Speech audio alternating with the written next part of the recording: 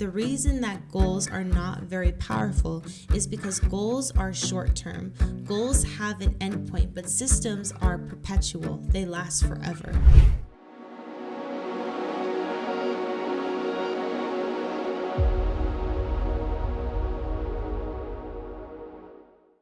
Hola familia, my name is Laura Maluhi and welcome back to another episode of In Harmony, giving you lights and encouragement to pursue the incredible life that God has for you. So today I'm going to apologize in advance because it is currently 10:20 at night and I had a very long day at work today. So if my energy is a little low, if I look a little tired and loopy, I apologize in advance, but I'm going to do my best to have energy because today we're talking about a very exciting subject. We're talking about goals, golazos. If you're anything like me, when New Year's comes around, you make these really big, audacious goals for yourself. You say, I'm going to lose 20 pounds this year. This is my year. I'm going to save this much money to afford my next car. I'm going to hit this number at my work in terms of sales goals. You make these big, audacious goals for yourself, which is great. But what if I told you that your goals are stupid? I was just kidding. It's good to have goals and it's good to have audacious goals and shoot for the stars and whatever other Pinterest things you see on Pinterest. But the reality is that goals without a system are just dreams. What if the true secret to achieving significance and greatness is not how good your goals are, but how good your systems are? Let me explain. Bill Walsh, the coach for the San Francisco 49ers, or he was the coach years back, has not one, not two, but 3 Super Bowls underneath his belt. So needless to say, this man knew what the heck he was talking about. Bill Walsh had this idea that the score will take care of itself. What does that mean? If you're anything like me, sometimes you're going through a season where you're trying really hard, but the work that you're putting in to your craft, the scoreboard is not reflecting that. But the secret is that you don't focus on the scoreboard. You focus instead on the systems that you have in place to reach your goals. Instead of Bill Walsh and his team obsessing over what the scoreboard looked at halftime when they were down, instead they honed in on what are the systems that we put in place? How well are we going to execute this play? How hard are we going to go at the gym? What are the numbers that we're going to track when we're lifting? What is the nutrition that we need to have in place in order to be the best team? Instead of focusing on what the scoreboard looks like, they chose to focus in on their training, on their practices, on their plays, on their nutrition, and eventually the scoreboard spoke for itself. And needless to say, this man's track record, Bill Walsh's 3 Super Bowls, is definitely a testament of that. And why do I share that? Because your systems are a game changer. Essentially, whether you're in sports, whether you're in business, whether you're doing mostly anything, it's pretty fair to say that the goals that you have are the same goals that your competitors have. If you're applying for a job position and you put in an application, it's pretty fair to say that all those other 50 applicants have the same goal of getting that job. If you're in sports and you're training for the Olympics, it's pretty fair to say that the other people you're competing with also want to make it to the Olympics, also want to get the gold medal. If you have a business, pretty fair to say that all of your competitors also want to get those clients too. So it's not so much your goals that separate you, but the systems that you have in place that's going to separate you and ultimately take you to greatness. Another great example is actually Tom Brady, the GOAT that we talked about in last week's episode. And Greg Harden, his performance coach, explained that Tom Brady's success was that he gave 100% of the time. And one of the best examples is the 2017 Super Bowl of the Patriots versus the Atlanta Falcons. The Patriots were behind nearly 28 points. And at halftime, everyone was saying, this game's over. The Patriots have no chance of winning. And although I'm sure Tom Brady felt discouraged, his teammates felt discouraged, their fans felt discouraged, the Patriots were able to come back and ultimately win that Super Bowl game. Why? because they didn't focus on the scoreboard. They focused on their system. They focused on their plays. Even though the other team probably thought that they were going to win, they didn't let their discouragement get to them. And the number on the scoreboard discouraged them from trailing off of what their system was. But what is a system? A system is a collection of daily habits that you follow. The secret is that we have to emphasize our system and de-emphasize our goal. So if your goal is to win the Super Bowl, your system is how you train, how you practice, what your nutrition looks like. If your goal is to lose 20 pounds, your system is how many calories am I going to eat every meal? How many times am I going to go to the gym? How long am I going to go to the gym? There's little things that you can do, whether your goal is something professional, like hitting a certain sales number, or whether your goal is personal, like I want to improve my marriage, I want to heal this relationship that I have with my partner. Maybe there's something small that you can do every single day in order to reach that goal of having a healthy relationship. If your goal is to read 18 books a year, your system doesn't have to be, I have to read a book a week. Maybe it's something as simple as I'm going to make it a goal to read 2 pages before I go to bed every night. Next week, maybe you're going to do 3 pages and 4 pages. And then in the next month, maybe you're going to do 10 pages. The secret to setting your system is don't create a system that you can follow on your best day, but instead create a system that you can follow on your worst day. This concept was developed by James Clear. He's the New York Times bestselling author of the very famous book Atomic Habits. And he has this idea where a lot of his clients and a lot of us say, I'm going to lose 20 pounds in 2 months. And in order to do that, I'm going to be going to the gym 2 times a day. I'm going to be only eating protein shakes and kale. And that's it. And I'm going to be able to make it. That's a system, but that is an unrealistic system. There's going to be days where you feel like crap. There's going to be days where you are so stressed from work and the last thing you feel like doing is going to the gym. So maybe you can't go to the gym for 2 hours, but guess what? If you develop a realistic system, maybe instead of 2 hours, you put in place, I'm going to put, my goal is to go to the gym 30 minutes, 4 to 5 times a week. Because even on my worst days, when I'm exhausted from work, when I'm exhausted from taking care of the kids, I know that I can at least do 30 minutes of going to the gym every single day. So don't create, if you have a big audacious goal, don't fall into the trap that your system has to be big and audacious every single day. Sometimes it's as small as reading 2 pages a night. Sometimes it's as small as not going out to eat 1 to 2 times a week to save for your down payment on your next home. Don't set unrealistic systems because eventually you're never going to reach your goal. The reason that goals are not very powerful is because goals are short term. Goals have an endpoint, but systems are perpetual. They last forever. So you don't want to just have a goal of losing 20 pounds and then lose 20 pounds and gain it all back.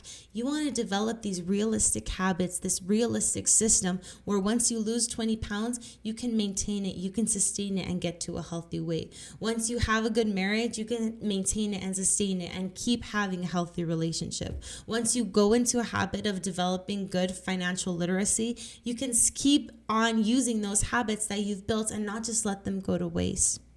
Emphasize your system and de-emphasize the goal. And the truth is that a lot of these people that we look up to, maybe you look up to Oprah Winfrey, maybe you look up to Tony Robbins, maybe you look up to Tom Brady. I promise you, these people, just like you, have off days. Just like you, they mess up. Just like you, they don't always feel like going to the gym. They don't always feel like writing pages for their next book. And sometimes they fall off the track. And I promise you that you will too. But James Clear has this concept where he says, never miss twice. If you miss going to the gym one day, that's okay. That sucks. I wish that didn't happen. But go to the gym the next day. If you binged on a pizza one day, that sucks. I wish it didn't happen. But tomorrow, get back on track. It's okay to veer off sometimes, especially when you're trying something new for the first time. Don't be too hard on yourself, but make it a goal and be committed to that. Tomorrow, I'm going to get back on track. So even if you miss once, don't miss twice. And my editor, Chewy, says that I need to share more personal stories because it might help somebody and it might help people feel like they can relate more. And I have a pretty good one for this episode. And maybe that's part of the reason why I'm so passionate about this concept and this idea is because I saw what it can do. So for those of you who don't know, and everyone's probably really annoyed at me talking about it, I'm in real estate and I love real estate. I eat and breathe real estate. It's one of the biggest passions of my life. But as most of you know, the real estate market in the past year has had a softening compared to where we were 2 or 3 years ago. A lot of that is due to interest rate hikes and other economic factors. Needless to say, all that I hear on social media from agents, from other people in the industry, is people saying, oh, there's just nothing selling right now. The market is just so bad. There's no buyers in the market. We just need to ride the wave and just batten down the hatches and get through it. And I found that really discouraging, but also really difficult to accept. Because if you look on the market, if you look on Zillow and Redfin and the MLS, there are homes going under contract every single day. There are homes closing every single day. It might not be to the degree that it was 2 or 3 years ago, but you can't tell me that it's possible because why is this agent able to get this home under contract? Why did this home close? It's possible. Maybe it's just not as easy as it was back then. So I really decided not to sit with that mindset, and instead I focused in on a system that I can create in order to get contracts.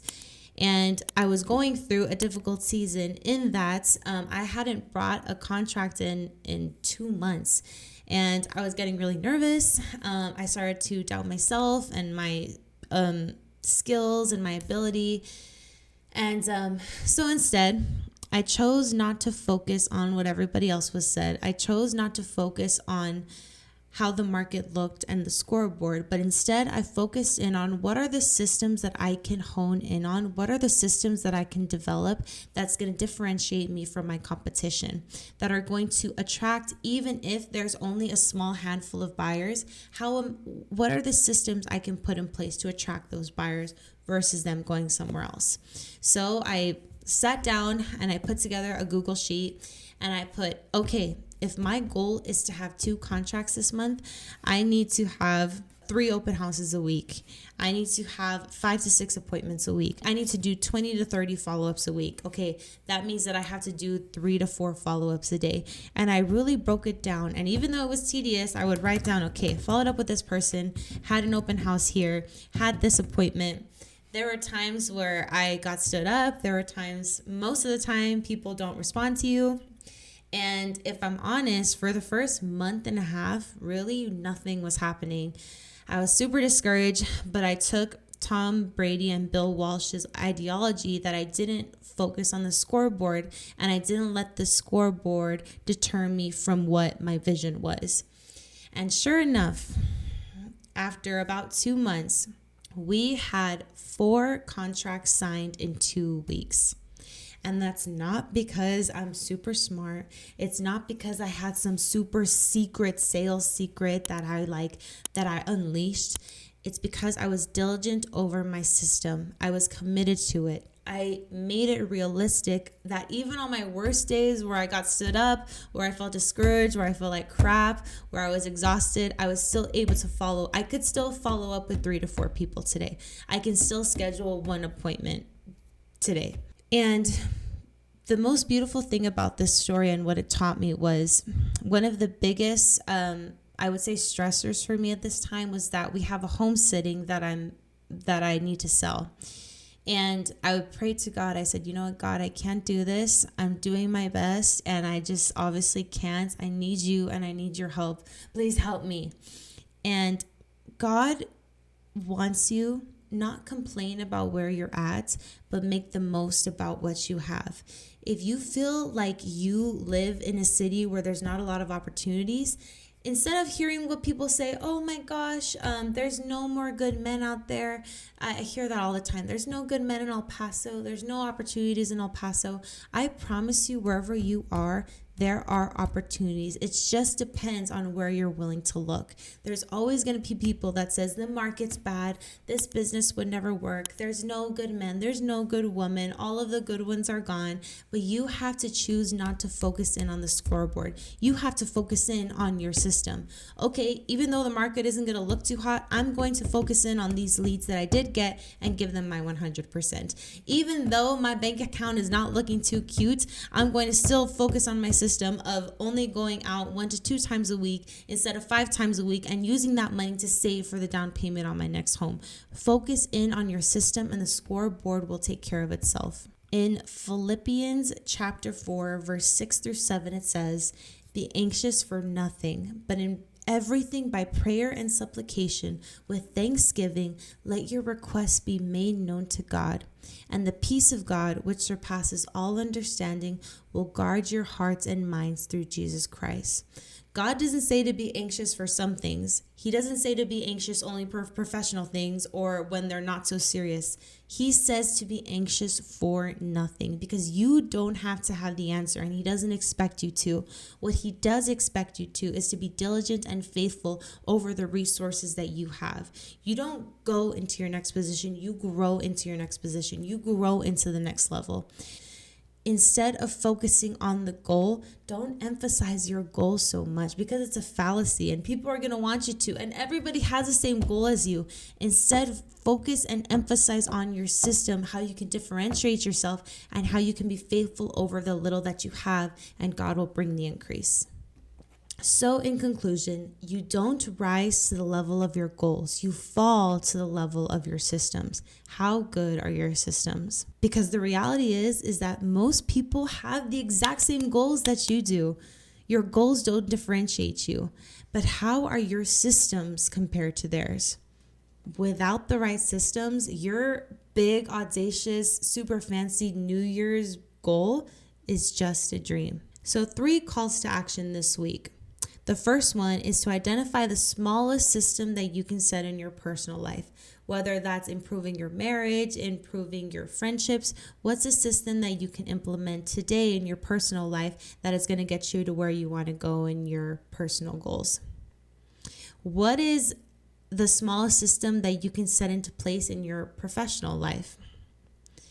And lastly, put your system somewhere. Your system doesn't have to be some super fancy Excel spreadsheet with a pivot table and quién sabe qué. Sometimes it's just as simple as opening the notes on your phone and writing a checklist. Did I go to the gym today? Did I go to the gym for 30 minutes today? Oh, I forgot. I didn't go on Wednesday, but I came back to it on Thursday. Your system doesn't have to be complex. It just has to be what works best for you. But whatever your system is, put it down somewhere. Hope that this was helpful. This concept has really helped me, and that's why I'm so passionate about sharing it with you all.